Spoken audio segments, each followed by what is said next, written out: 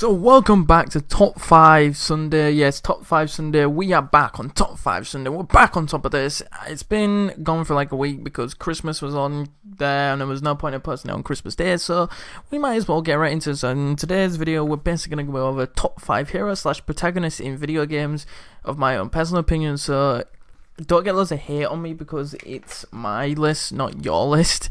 Basically, leave your list down below what your top 5 heroes, and if you disagree or agree with me, leave your comments down below of what you want for the next episode, because I'm going to take your ideas from the comment section, and as always, I will do as you all say, and because this was commented on my last video that I did a top 5 from Blaze Inferno to do top 5 heroes / or villains. Basically, I just did the heroes because heroes are the easiest one to do. I'm probably going to do villains a bit more down the line because villains, there's probably some good villains out there, and I really do like the villain side of characters in video games more than I do heroes. Heroes are very hard to choose from, so let's get right into the list.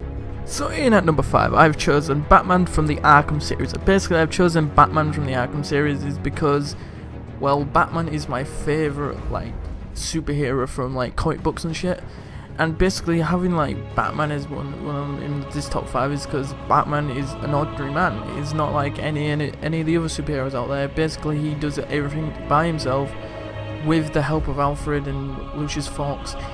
He's a very smart individual man that learns his weaknesses of all his enemies and basically uses them against them.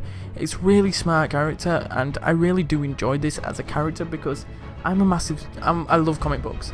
My favorite comic book heroes is Deadpool and Batman. They're one of my favorite because everyone loves Deadpool. I've read the Deadpool comics before and they are amazing. And the Batman is just amazing because I like these heroes that are not overpowered. Basically, Batman's underpowered and he uses them against them, and it's really good for the number 5 spot. So let's get into number 4. So in at number 4, I have chosen Nathan Drake from the Uncharted franchise. Yes, the Uncharted franchise has returned in the top 5 list. I chose the Uncharted franchise because when I started playing the Uncharted games, I actually fell in love with this character, Nathan Drake. I like this character. He's a really good character. He has loads of development above the 4 games he has. He becomes this treasure hunter that is he knows what he's doing, but he's not that very good at it. And then what you see him progress through the second is that he's still making rookie mistakes, but he is getting there. He's getting better and better. And then in the third game, you see where his origin stories come from, and then you finally get to see him in his full glory in Uncharted 4. He's Among Us. It's really good because having this play, it's not just player progression, as in within the game. You can actually get character progression because he gets smarter and smarter and smarter. And he learns how to keep a woman, aka Lena, because he didn't keep her when he went out with the first 2 times, and then that last time in Uncharted 3 he actually kept her, and then he finally learned how to keep her properly within Uncharted 4, but he almost lost her in Uncharted 4, but that's for a different video if we ever want to go into Uncharted top 5s or anything like that. So let's get into the number 3s. So in at number 3, we have got the Master Chief. Yes, the Master Chief, the good old Halo franchise before it got destroyed by 343.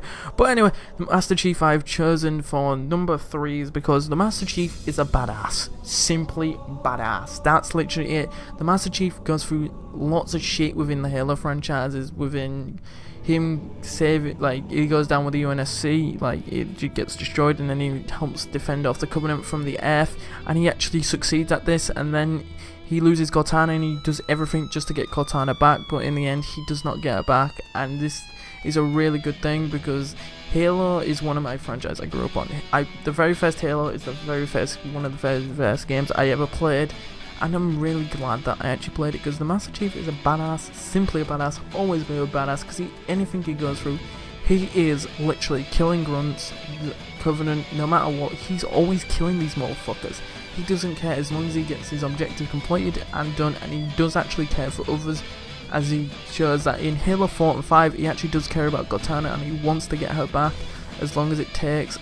Anything for the mission, always for the mission, he's always down for the mission. So that's why I've chosen number 3 for Master Chief, and let's get into the number 2 spot. So in at number 2, we have got the opposite to Nathan Drake, we have got Lara Croft. Yes, a woman is on this list. Yes, a woman is on this list for the final time. Yes, I've chosen Lara Croft to go on this list because Lara Croft is pretty much the most known woman in gaming. I've chosen Lara Croft because she goes through a lot of shit in these games. and she actually is very skilled as a person. She goes through her father's history and then learns upon the history upon that, and she knows about stuff from geography and learning of the landscape and knowing of the history of the place she's going to, and she actually learns, and then she doesn't just show off like this, like she's learned all this shit. She actually can handle herself. I actually really like the the reboot they did of the Tomb Raider franchise, and I really love what they did with Lara Croft in that game, is because Lara Croft literally didn't know how to do jack shit. Literally, she was just a historian and a person who did geography, who literally went on this trip and just literally tried to help out with the exhibition, and then they end up having this accident, and then she has to learn how to survive, and this is how she becomes the natural born true survivor. And I'm actually glad she actually was this in this franchise, because this is a good twist on the Tomb Raider franchise, and it's really great to see within like a game, especially with women, because women are very used very often as the main protagonists of this game. So it's pretty good that we actually have a character that is that good at showing off that women can do it as well as guys can. So let's get into number one, and well, people might know what number one is. So in at number one, I have got two on this list. Is basically I have chosen Ezio Auditore da Firenze and Alta Elohehad. Yes, I bunched up those last two names very badly, because Ezio is an Italian name and Altair is an Arabic name, so don't judge me on that. I've chosen these two because these two made me fall in love with the Assassin's Creed franchise. Ezio is the guy who like everyone knows, and he's the best character in the world. I've chosen Ezio because one, he's a badass. Two, he literally, even though he's lost his brothers and his father, he literally still takes a laugh now and then, and he actually is a very lovable character, because within the beginning of AC2 you see all this character development through his own character and perspective. I actually really like this, what Ubisoft did, because having a character that can do that is amazing. Because if you compare Ezio from Assassin's Creed 2 to Revelations, he is completely different. When he's in number 2, he's a young, like literally doesn't know what he's doing. He's literally after revenge. He literally wants revenge. And then at the end of Revelations, he's this noble man that literally knows how to do it, and he's a mentor. He becomes a mentor within Brotherhood, and he doesn't just become the mentor of Rome in Brotherhood. He becomes the mentor within Constantinople and in Istanbul. So basically, yeah, Ezio is a really good character to basically put up this list. And I've also chosen Altair. I've chosen Altair because one, Altair is fucking awesome. Two, Altair doesn't get the credit he deserves. Altair is the original first assassin from the Assassin's Creed games. He's literally the guy that literally started it all. He's the reason that this whole franchise exists. Altair is like an amazing character to have, because literally he's like the slight opposite of Ezio's younger days. It's not just revenge. Altair is very cocky, and his cockiness got to him within AC1, and then you see him learn through this discipline. And then when you compare him to AC1 to when he was in Revelations, you see him have a massive change in character. Because Altair is basically the same as Ezio, but he gets more knowledge out of it. Because Altair has the apple for so long, and he learns all the secrets, and that he was like a fool when he was younger, not learning the creed and shit. He knows what it is to be like an assassin, the true assassin. He is the number one assassin, like literally ever, because he's the one who learned the secrets of the apple. He's the only one that has learned the secrets of the apple of Eden.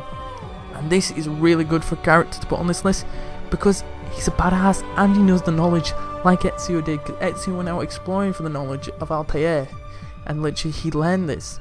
So this is basically the top 5 list on protagonists / heroes in video games. I hope you guys really like. As always, like, subscribe, do like good stuff, and leave your comments down below of what you think the next one we should do in these top 5s and top 5 Sunday. As always, see ya!